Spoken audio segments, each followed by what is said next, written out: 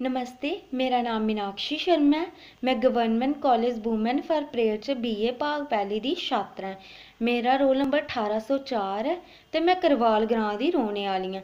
मेरी teacher professor Ganga Sharma होर न ते डोगरी मान्यता दिवस पर तुसें सारें गी मेरी तरफा मतियां मतियां मबारखां होन।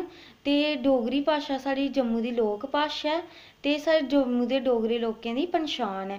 ते डोगरी मान्यता दिवस पर मैं इक कविता बोलना चाह्न्नी आं जिदा शीर्षक है जम्मू दी चिड़ी।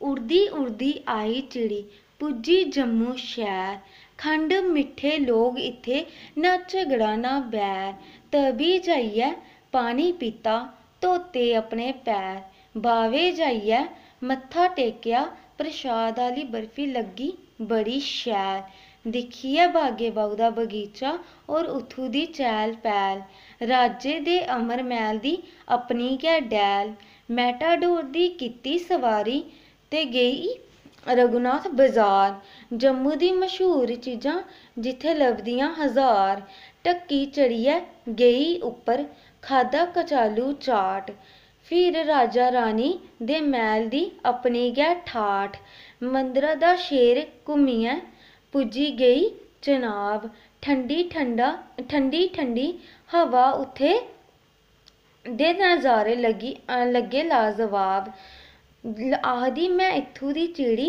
ते मैं इत्थै गै रौह्ना, जम्मू बाह्र जाइयै कुछ नी थ्होना। धन्यवाद।